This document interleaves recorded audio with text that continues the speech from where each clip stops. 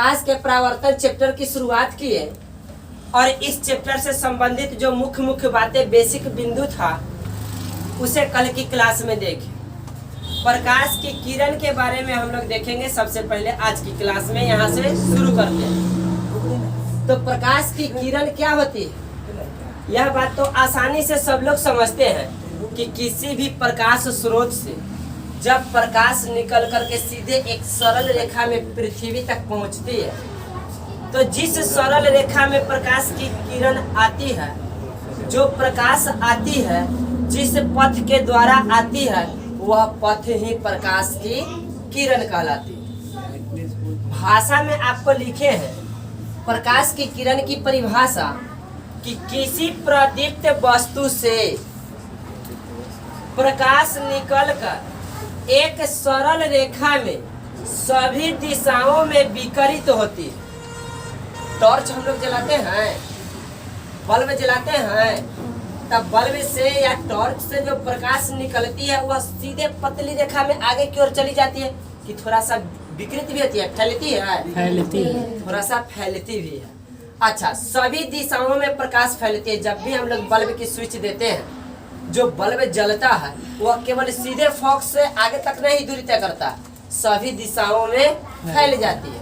अच्छा, जिस भी दिशा में वह जाती है उसका जो पथ होता है एक सरल रेखा में होता है। प्रकाश हमेशा एक सरल रेखा में गमन करती है।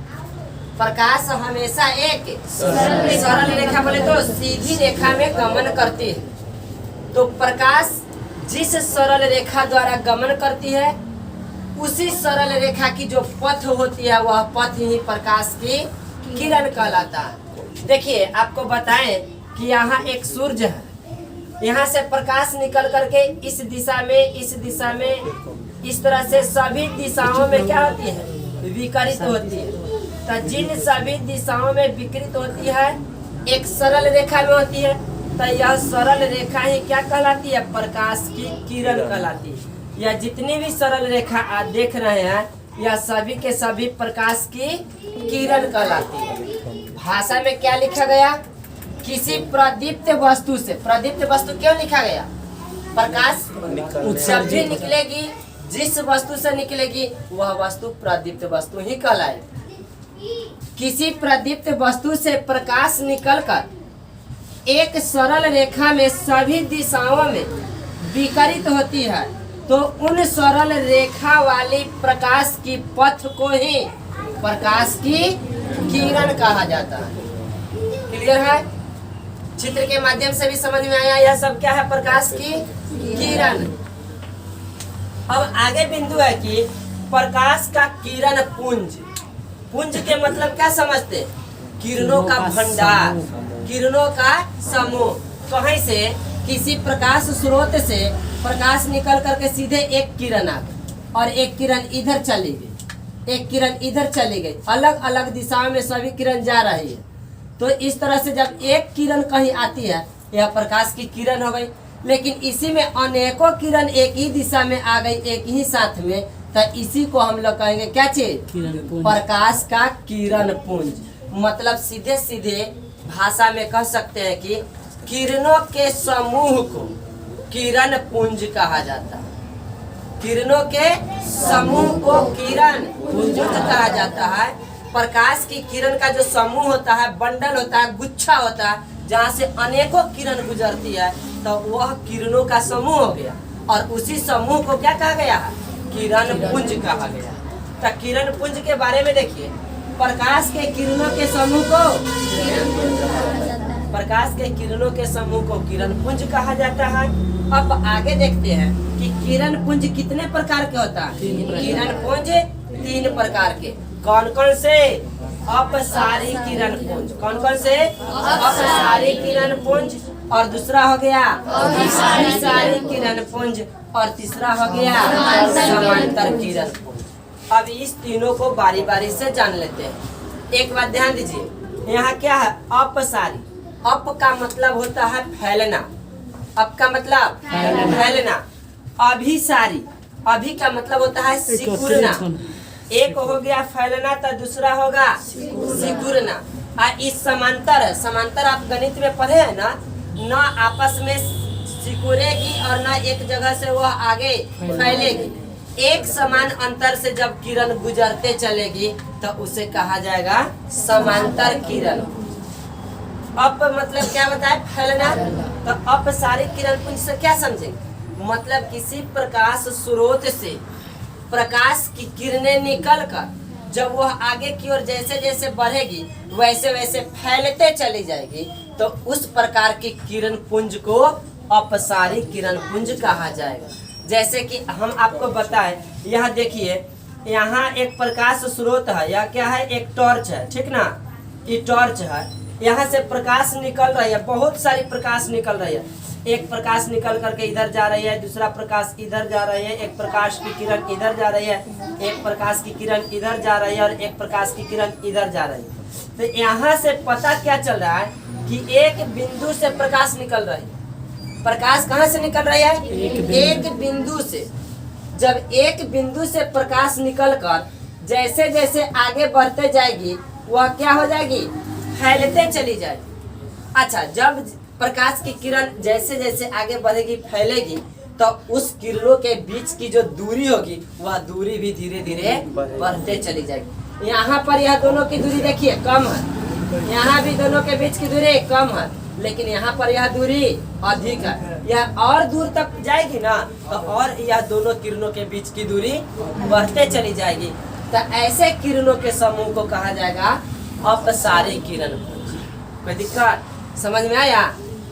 भाषा में कैसे बोलेंगे, किसी बिंदु स्रोत से निकल कर प्रकाश की किरण जब फैलते चली जाती है अर्थात किरणों के बीच की दूरी बढ़ते चला जाता है तो वैसे किरणों के समूह को अपसारी किरण पुंज कहा जाता है। जस्ट इसके अपोजिट में हम लोग जानेंगे अभिसारी किरण पुंज को। अभिसारी किरण पुंज में क्या बताया कि किरणों के बीच की दूरी कमेगी, मतलब वह क्या होगी, सिकुड़ेगी। तो किसी प्रकाश स्रोत से निकलकर आने वाली प्रकाश की किरण जब एक बिंदु पर आकर मिल जाती है तो वैसे किरणों के समूह को अभिसारी किरण पुंज कहा जाएगा। जैसे कहीं कहीं से अलग अलग स्रोत से भी देखिए कि प्रकाश की किरण एक इधर से निकल करके यहाँ जा रही, एक इस दिशा से निकल करके यहाँ चली गई, एक इधर वाली दिशा से चली गई, एक और दूसरे दिशा से आकर के यहीं पर आकर मिली, इधर से जाकर के यहाँ पर आकर के मिली। तो अलग अलग दिशाओं से जाने वाली प्रकाश की किरण जब एक बिंदु पर जाकर के मिलती है तो ऐसे किरणों की समूह को कहा जाता है अभिसारी किरण पुंज। अभिसारी के मतलब क्या हुआ, इन किरणों के बीच की दूरी धीरे धीरे घटती जाती है, यह ऐसे जा रही है। तो अभी देखिए, अभी इन दोनों किरणों के बीच की दूरी यहाँ पर इतना दूरी है, अधिक है, लेकिन जैसे जैसे आगे गया यहाँ करके वह दूरी कम गया, और आगे जाने के बाद दूरी और कमेगा, और आगे जाने के बाद दूरी और कमेगा। एक बिंदु पर जाकर के दोनों के बीच की दूरी नगण्य हो जाएगी, बहुत ही कम हो जाएगी। तो इसे हम लोग क्या कहेंगे, अभिसारी किरण पुंज। दो किरणों के बीच की दूरी घटते जाती है तो वह किरणों का समूह कहलाता है अभिसारी किरण। क्लियर है? अपसारी, अभिसारी। अब देखते हैं क्या, समांतर किरण पुंज। तो समांतर किरण पुंज में न उसके बीच की दूरी घटेगी और न बीच की दूरी का है बढ़ेगी। समांतर का मतलब होता है समान अंतर में एक किरण ऐसे जा रही है तो दूसरा किरण भी इसी जैसे इसके तरह ऐसे चला जाएगा, मतलब एक समान दूरी पर। कहीं भी इन दोनों के बीच की दूरी कहीं न कम होगा न कहीं ज्यादा होगा। तो ऐसे किरणों के समूह को कहा जाएगा क्या, समांतर किरण पुंज। क्लियर है? समझ में आ गया? कौन कौन से किरण पुंज कितने प्रकार के, कौन कौन से, समांतर किरण पुंज।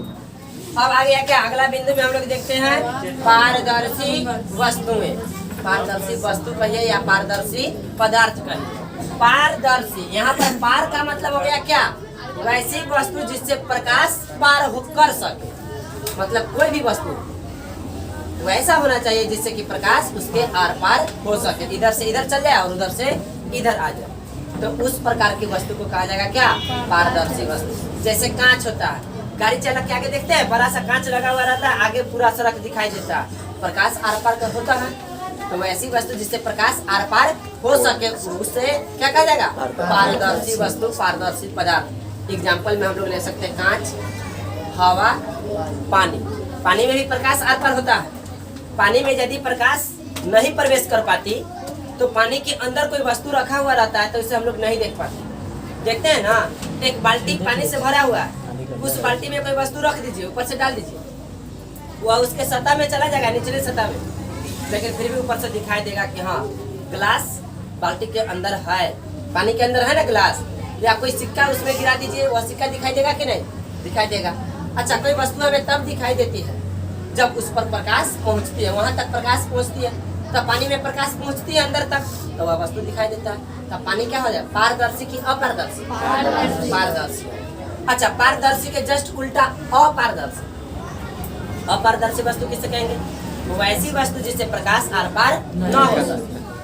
जिन वस्तुओं से प्रकाश आर पार नहीं होगी तो वह वस्तु अपारदर्शी। कौन कौन सी वस्तु हो जाएगी? लकड़ी। बेंच बना हुआ है ना लकड़ी का, अच्छा बहुत बड़ा लकड़ी आगे आंख के सामने हो जाए तो उस लकड़ी के उस पार की वस्तु हम लोग देख पाएंगे? नहीं देख पाएंगे। लकड़ी हो गया, पत्थर हो गया, कोई मकान का दीवार हो गया, या कोई भी वस्तु, कोई गाड़ी ही आगे खड़ा हुआ है तो उस गाड़ी के उस पार की चीज हमें दिखाई नहीं देगा, ताकि प्रकाश उस गाड़ी को प्रवेश करके बाहर नहीं निकल पाएगी। तो वैसी वस्तु जिससे प्रकाश पार नहीं कर पाएगी तो उसे हम लोग कहेंगे अपारदर्शी। क्लियर है? पारदर्शी और अपारदर्शी। अब एक वस्तु और होती है क्या? पारभासी। पारभासी क्या, कैसी वस्तु होती? तो वैसा वस्तु जिससे प्रकाश पूरा पूरा पार नहीं करे लेकिन कुछ प्रकाश का अंश पार कर सके, तो उस प्रकार की वस्तु को कहा जाएगा पारभासी वस्तु। पारभासी वस्तु में ना वस्तु साफ साफ स्पष्ट रूप से दिखाई नहीं देगा। इसलिए स्पष्ट रूप से नहीं दिखाई देगा कि पूरा प्रकाश उस वस्तु तक नहीं पहुंच पाता, प्रकाश का कुछ ही अंश वस्तु तक पहुंच पाता है, तो वैसे वस्तु को कहा जाएगा क्या? पारभासी वस्तु। एग्जाम्पल में पारभासी वस्तु का क्या हो जाएगा? देखिए, घिसा हुआ कांच, एक कांच जो खूब बढ़िया चिकना, उसमें किसी प्रकार का स्क्रैच नहीं हो तो प्रकाश खूब अच्छा से आसानी से उसके पार कर जाए, और उस कांच के बाहर में जो वस्तु होगा उसे हम लोग आसानी से देखेंगे। लेकिन ऐसा कांच जो घिसा हुआ है, पूरा स्क्रैच उसमें हो गया, तो उससे प्रकाश पूरा पूरा पार नहीं कर पाएगी, प्रकाश का कुछ ही अंश उससे पार कर पाएगी, तो उसके बाहर की जो वस्तु होगा वो हम लोग को साफ साफ दिखाई नहीं देगा, हल्का हल्का दिखाई देगा, धुंधला टाइप से। तो ऐसे वस्तु जिससे प्रकाश का पूरा भाग नहीं कुछ ही भाग पार करता है तो उसे हम लोग कहेंगे क्या? पारभासी वस्तु। एग्जाम्पल में क्या हुआ? घिसा हुआ कांच, उसके बाद तेल लगा हुआ कागज, कुहासा। कुहासा में हम लोग कहीं दूर तक की वस्तु को आसानी से देख पाते हैं क्या? नहीं, थोड़ा थोड़ा दिखाई देता है, प्रकाश थोड़ा ही पार कर पाता है कुहासा। उसके बाद है क्या? आँख की पलक। आँख की जो पलक होता है, हम लोग जब सोते हैं आँख बंद कर लेते हैं, उसके बाद भी आँख के ऊपर से लाइट जलाया जाता है तो अंदर में ऐसा फील हो जाता है, लोगों को महसूस हो जाता है कि लाइट आँख पर जलाया जाता है। या बंद कमरा में सोए हुए, बल्ब ऑफ है, लेकिन जैसे ही अचानक लाइन आता है, बल्ब जब जलने लगती है तो वह भी प्रतीत हो जाता है कि लाइट आ गया। कैसे? आंख बंद में कैसे पता चलता है? आंख के पलकों के माध्यम से प्रकाश का कुछ अंश आंख के अंदर तक प्रवेश करता है, तो उससे हम लोग को पता चल जाता है कि बिजली आ गई। तो आंख की पलक भी किसका उदाहरण होगा? पारभासी, सॉरी पारदर्शी, अपारदर्शी या पारभासी? पारभासी का उदाहरण होगा। 3 प्रकार की पदार्थ हम लोग अभी भी देख लिए, पारदर्शी, अपारदर्शी और पारभासी। तो आज की क्लास को यहीं पे रुकेंगे। जो भी प्रकाश की परावर्तन से संबंधित जो बेसिक बिंदुएं थी सभी कुछ हम लोग जान लिए। अब कल की क्लास में हम लोग शुरुआत करेंगे प्रकाश का परावर्तन का जो मेन कंसेप्ट है वह कल से शुरू करेंगे।